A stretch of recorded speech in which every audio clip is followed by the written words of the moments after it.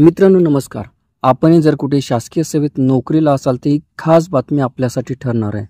पण विनंती एकच असेल की व्हिडिओ हा सुरुवातीपासून शेवटपर्यंत पाहावा लागेल. चला आता मग आपण आपल्या व्हिडिओकडे वळूयात. सध्या कागदपत्र पडताळणीसाठी पुण्याचे विभागीय आयुक्त यांच्या अध्यक्षतेखाली एक विशेष समिती नेमली आहे. पण त्यापूर्वी मुख्याध्यापक, शिक्षणाधिकारी, उपसंचालकांकडून कागदपत्रे पडताळणी केली जाणार आहे. राज्यातील जवळपास 1,23,000 खासगी अनुदानित, अंशतः अनुदानित शाळांसह सरकारी शाळांमधील सुमारे 5.25 लाखाहून अधिक शिक्षक, शिक्षकेतर कर्मचाऱ्यांची कागदपत्रे शालार्थवर अपलोड केली जात आहेत. त्यासाठी 30 ऑगस्टपर्यंत मुदत असून मुख्याध्यापकांनी मुदतीत त्यांच्या शाळांमधील सर्व कर्मचाऱ्यांची कागदपत्रे अपलोड करावायची आहेत. त्यानंतर पहिल्या टप्प्यात शैक्षणिक कागदपत्रांची म्हणजेच गुणपत्रिका आणि प्रशिक्षण प्रमाणपत्रे सत्यता पडताळली जाणार आहे.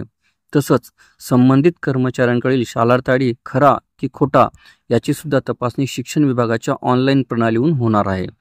तिसऱ्या टप्प्यामध्ये शिक्षकांच्या सेवा पुस्तकाची देखील सखोल तपासणी होणार आहे. त्यात नोकरी काळातील नोंदी, रजा आणि इतर आवश्यक कागदपत्रे पाहिली जाणार आहेत. शेवटी आवश्यकतेनुसार विशेष समिती संशयास्पद कर्मचाऱ्यांच्या शाळेत जाऊन त्यांच्या कामाच्या आणि उपस्थितीची पडताळणी करणार आहे. त्यातून जो शिक्षक किंवा शिक्षकेतर कर्मचारी खरोखरच त्या शाळेत नोकरीला आहे की नाही हे समोर येणार आहे. शासनाने नोव्हेंबर 2012 ते जुलै 2025 या काळातील सर्व शाळांमधील शिक्षक, शिक्षकेतर कर्मचाऱ्यांची वैयक्तिक मान्यता, रुजू अहवाल, नियुक्ती आदेश, शालार्थ आयडी अशी कागदपत्रे ऑनलाईन अपलोड करण्याचे आदेश दिले आहेत. मुख्याध्यापकांनी शालार्थवर अपलोड केलेली कागदपत्रे पहिल्यांदा शिक्षणाधिकारी तपासतील. त्यानंतर उपसंचालक स्तरावरून विशेष समितीकडे जातील आणि त्या ठिकाणी अंतिम तपासणीही होणार आहे. तसंच मुख्याध्यापकांनी अपलोड केलेली कागदपत्रे पहिल्यांदा वेतन अधीक्षक कार्यालय पाहिलं आणि त्यानंतर त्याची पडताळणी शिक्षणाधिकारी करतील. शिक्षणाधिकारी त्यांच्या कार्यालयातील आवक जावक रजिस्टरमध्ये नोंदीवरून तपासतील.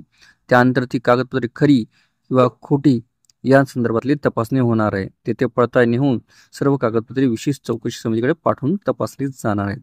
यांची कागदपत्रे अपलोड केलेली नाहीत त्यांचा पगार लगेच थांबवला जाणार असे वरिष्ठ अधिकाऱ्यांनी सांगितले आहे. सध्या स्थितीला एकूण शाळा 1.23 लाख आहेत.